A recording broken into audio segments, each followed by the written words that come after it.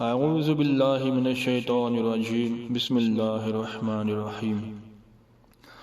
السلام علیکم ورحمۃ اللہ وبرکاتہ۔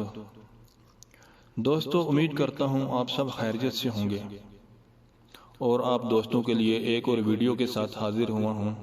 یہ ویڈیو مسجد فتح کے متعلق ہے۔ یہ مسجد فتح مسجد عائشہ سے تقریباً 18 کلومیٹر اور مکہ شہر سے تقریباً 25 کلومیٹر کے فاصلے پر شمال کی جانب مدینہ منورہ روڈ پر موجود ہے۔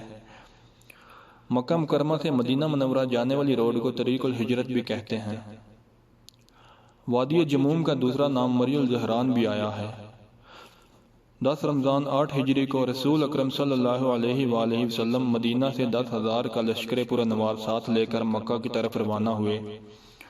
بعض روایتوں میں ہے کہ فتح مکہ میں آپ صلی اللہ علیہ وآلہ وسلم کے ساتھ 12,000 کا لشکر تھا، اور ان دونوں روایتوں میں کوئی تعارض نہیں۔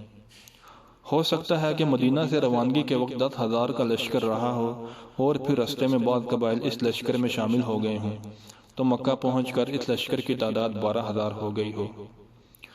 مکہ سے ایک منزل کے فاصلہ پر جموم پہنچ کر اسلامی لشکر نے پڑاؤ ڈالا اور حضور صلی اللہ علیہ وآلہ وسلم نے فوج کو حکم دیا کہ ہر مجاہد اپنا الگ الگ چولہا جلائے۔ جب 10,000 مجاہدین نے الگ الگ چولہے جلائے تو جموم کے پورے میدان میں میلوں تک آگ ہی آگ نظر آنے لگی۔ قریش کو جب اس بات کا پتہ چلا کہ مدینہ منورہ سے فوجیں آ رہی ہیں تو صورتحال کی تحقیق کے لیے قریش نے ابو سفیان بن حرب، حکیم بن حزام اور بدیل بن ورقہ کو اپنا جاسوس بنا کر بھیجا۔ جب یہ لوگ مری الزہران جموم پہنچے تو رسول پاک صلی اللہ علیہ وآلہ وسلم کے حفاظتی دستہ نے انہیں دیکھ لیا اور گرفتار کر کے خدمت نبوی میں پیش کیا، اور ابو سفیان نے اسی وقت اسلام قبول کر لیا۔ آپ صلی اللہ علیہ وآلہ وسلم نے جموم میں جہاں قیام فرمایا اور نمازیں ادا کی، اسی جگہ پر ایک مسجد تعمیر کر دی گئی جو مسجد فتح کے نام سے مشہور ہے۔ موقع با موقع اس مسجد کی تعمیر و تجدید ہوتی رہی۔ موجودہ تعمیر 1397 ہجری میں مکمل ہوئی، جس کے اخراجات شیخ حسن بکر محمد قطب نے برداشت کیے۔ جیسا کہ صدر دروازے کے اوپر لکھا ہوا آپ بھی پڑھ سکتے ہیں۔